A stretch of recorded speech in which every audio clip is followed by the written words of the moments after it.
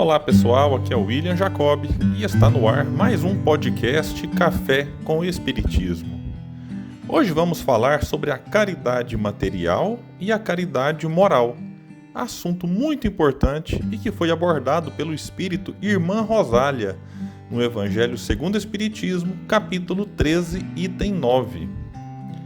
Amemo-nos uns aos outros e façamos aos outros o que quereríamos nos fizessem eles. Toda religião, toda moral se acham encerradas nestes dois preceitos.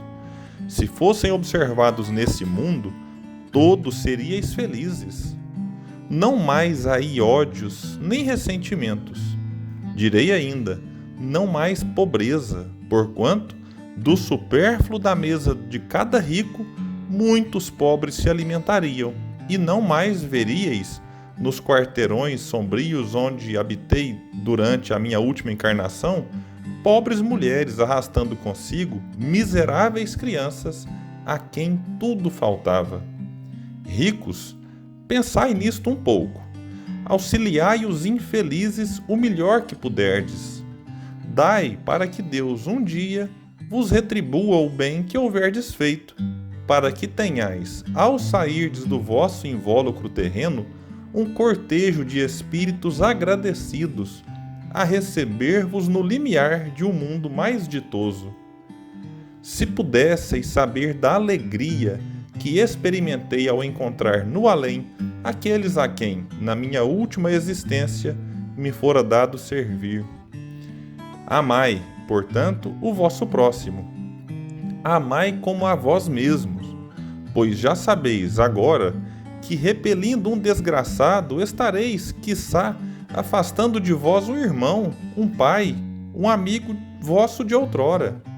Se assim for, de que desespero não vos sentirei presa ao reconhecê-lo no mundo dos espíritos? Desejo compreendais bem o que seja a caridade moral que todos podem praticar, que nada custa materialmente falando, porém que é a mais difícil de exercer-se. A caridade moral consiste em se suportarem umas às outras as criaturas, e é o que menos fazeis nesse mundo inferior, onde vos achais por agora encarnados. Grande mérito há, crede-me, em um homem saber calar-se, deixando fale outro mais tolo do que ele. É um gênero de caridade isso. Saber ser surdo quando uma palavra zombeteira se escapa de uma boca habituada a escarnecer. Não ver o sorriso de desdém com que vos recebem pessoas que, muitas vezes erradamente, se supõem acima de vós, quando na vida espírita, a única real, estão, não raro, muito abaixo. Constitui merecimento, não do ponto de vista da humildade, mas do da caridade, porquanto não dar atenção ao mau proceder de outrem é caridade moral. Essa caridade, no entanto, não deve obstar à outra. Tende, porém, cuidado, principalmente em não tratar com desprezo o vosso semelhante. Lembrai-vos de tudo o que já vos tenho dito. Tende presente sempre que, repelindo um pobre, talvez repilais um espírito que vos foi caro e que no momento se encontra em posição inferior à vossa. Encontrei aqui um dos pobres da terra, a quem, por felicidade, eu pudera auxiliar algumas vezes, e ao qual, a meu turno, tenho agora de implorar auxílio. Lembrai-vos de que Jesus disse que todos somos irmãos, e pensai sempre nisso, antes de repelirdes o leproso ou o mendigo. Adeus, pensai nos que sofrem e orai. Essa mensagem é muito forte e bonita, e nossa análise neste episódio será mais focada na caridade material, a iniciar por aquele trecho que diz que do supérfluo da mesa do rico, muitos pobres se alimentariam e não mais teriam fome. Isso me fez lembrar da parábola do mau rico, em que Lázaro, na porta de sua casa, desejava comer as migalhas que caíam da sua mesa, e nem isso podia. Lázaro não queria viver na casa do rico, nem desfrutar dos prazeres mundanos. Ele só queria ter o que comer.